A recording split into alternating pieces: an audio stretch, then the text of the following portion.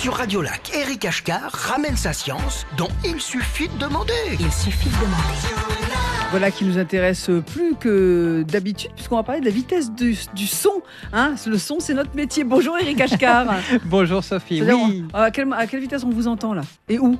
Racontez-nous tout. Allez, on va parler un peu de la vitesse du son. Effectivement, la radio se véhicule par le son. Alors, la lumière, on en a parlé. On avait parlé de 300 000 km/s, qui était la vitesse de déplacement. Donc, 300 000 km/s, 7 fois et demi le tour de l'équateur en une seconde. Eh bien, le son, lui, se propage à une vitesse dans l'air beaucoup plus lente. C'est un petit peu comme une tortue, un escargot. 340 mètres par seconde, c'est-à-dire 0,34 km/s, comparé à la lumière. 300 000 km/s.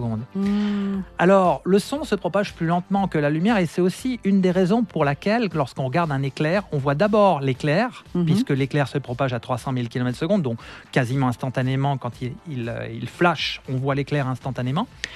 Et on entend quelques secondes plus tard le son, et donc quand on va compter le nombre de secondes entre l'éclair... C'est les kilomètres, non ? C'est la distance, ouais. C'est-à-dire 3 secondes, 3 fois 340 égale à peu près, on va dire à peu près 900 mètres, 1000 mètres. Ouais. Ça va donc donner un point d'impact qui sera à peu près 1 kilomètre du lieu d'observation. Donc plus la durée est longue entre la lumière et le bruit, plus la distance est grande entre l'observateur et l'événement. D'accord. Okay. Ensuite, la lumière, le son, sa vitesse de propagation dépend totalement du milieu dans lequel il se propage. Puisque dans l'air, c'est 340 mètres secondes. Dans l'eau, c'est 1500 mètres secondes. La raison est simple, les atomes sont collés les uns aux autres, alors que dans l'air, ils sont très distants. Donc, quand on doit propager une onde mécanique, ça se propage plus facilement dans l'eau, donc une vitesse plus grande. Et a fortiori, quand on a un solide, je prends l'exemple du fer, donc les atomes sont liés les uns aux autres, là, on a une propagation encore plus rapide, vitesse de propagation environ 5900 mètres secondes, donc 5,9 km/s, à comparer à un escargot de 340 mètres secondes dans l'air.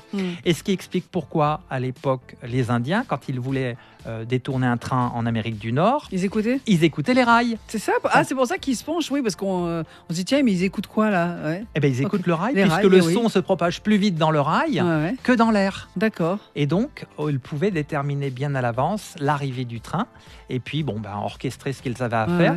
Et donc, le son n'a pas la même vitesse de propagation. Et pour conclure, ce qui est intéressant, c'est que la lumière est une onde électromagnétique et le son est une onde acoustique, donc mécanique. Donc ce ne sont pas les mêmes moyens de se propager. Par contre, les comportements de vibration ondulatoires sont exactement les mêmes, que ce soit une onde électromagnétique, donc qui va utiliser l'électromagnétisme pour se propager pour la lumière, que l'onde acoustique qui va utiliser l'onde mécanique. Eh bien, les phénomènes ondulatoires sont les mêmes, même si les milieux ou la façon de se propager n'est pas la même. Et c'est ça qui est très intéressant dans les lois de la nature. Ah là là, il est fort ce Eric Ashkar, c'est incroyable.